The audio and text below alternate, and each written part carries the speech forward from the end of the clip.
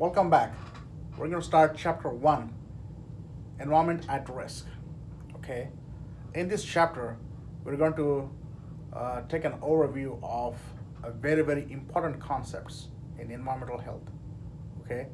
So, the first concept among all these different types of terminologies that are being discussed in this chapter, the first you will need to learn about the three P's. Okay, you need to know what the three P's are: population, poverty, and what is the third P? Pollution. Okay, so you have to understand how these three P's are interconnected. Okay, then you have to understand the three types of transitions.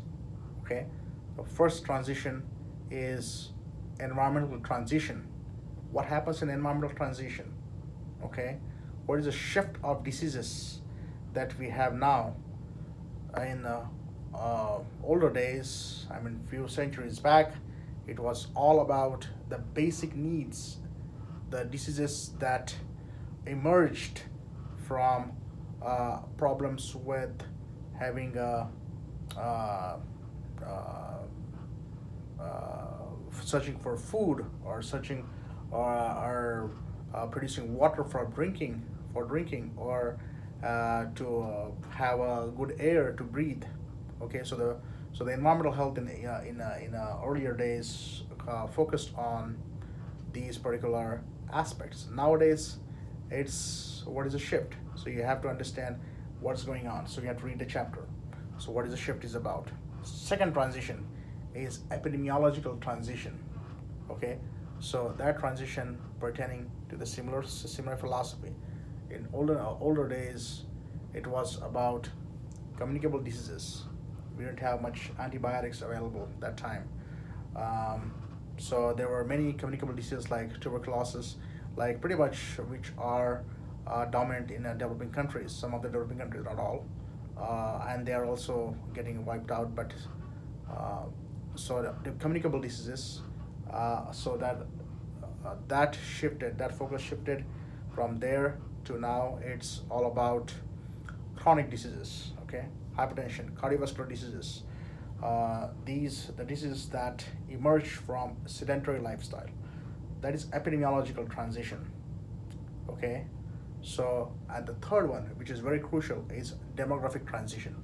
Demographic transition is what is the population dynamics or population makeup of a particular country and how it has been shifted over the years. Okay, so when the population in the stage one, the population tends to small, where because the birth rate and death rate are both high. So the birth rate is pretty high, but the death rate is also very high. So what happens? The population remains small. That is first stage. Second stage, what happens is that because of medical knowledge advancements, the birth rate are skyrocketing, but at the same time, the death rates are slowing down. So what happens? Huge population explosion, which you can see in some of the countries such as India, China, and particularly African countries such as Nigeria. Uh, Out of that, India and China has a very good control right now, but since few decades, few decades back, it what was so the the birth rate was so high that it was a huge population, so it's taking some time. Anyway, so that's the second stage. Okay, huge population outburst because death rate has slowed down, but birth rate is pretty high, which we call fertility rate.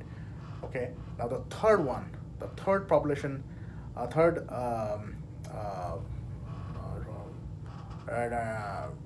dynamics is a third stage of demographic transition is about where the both birth rate and um, death rate, mortality rate, it evens out. Okay, so there is a steady birth rate and there is a steady um, death rate. So what happens is that the population has constant now. Okay, so it evens out. So that has been a pretty much picture of most developed countries. So every country goes through these three types of demographic three types of stages within demographic transition. Okay, after that you have to understand about the ecological model, ecosystems, ecological model, these type of things. Ecological model is basically how the environmental factors are connected to you. So how what are the determinants of disease in the environment? Okay, how likely are you gonna get sick when these determinants affect you? Okay, so they are intrinsic circles. Okay, the smaller the circle is, these factors are very close to you. For example, your biology, the first circle is your biology. Okay, so if you are predisposed to certain diseases, then you'll have those. There is a chance that, yeah, there's not 100%, but there could be chance that you might get those disease. That's a biological. Second one is the how your behavior is with your family members, and all. So are there any problems in family and tensions and things like that? They affect you. Okay, then you get the next circle is your workplace and people that you spend a lot of time with. Okay, and how your relationship with your coworkers and with your boss, and are you mentally stable in your job, you like the job, and these type of things. So, and after that, the last circle is about how you are dealing, I mean, the factor, the moments that are happening in this country, or a country where you live, how they affect you. Okay, local government, state government, federal government, these laws that are passed, they directly or indirectly affect you. So that's sort of social, very outermost type of circle. So you can see that when all these factors are positive, meaning they actually contributing towards health, towards your health, then you remain healthy. When some of these factors are not working out, then there's a chance that you might get sick. So that's what the ecological model is about.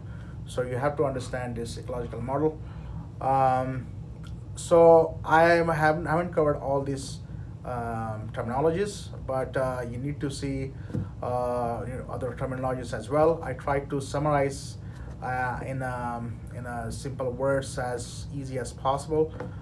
This is by no means a full overview, but just wanted to touch up on very important aspects of chapter one. And I think whenever I will find the concepts, some of the concepts where you might find difficulty, I will post these type of videos to make you so that you will have a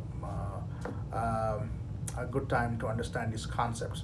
All right. So I think I have already posted chapter one, and the next week I will post chapter two, epidemiology, and we're going to have another video on epidemiology. So please tune. See ya.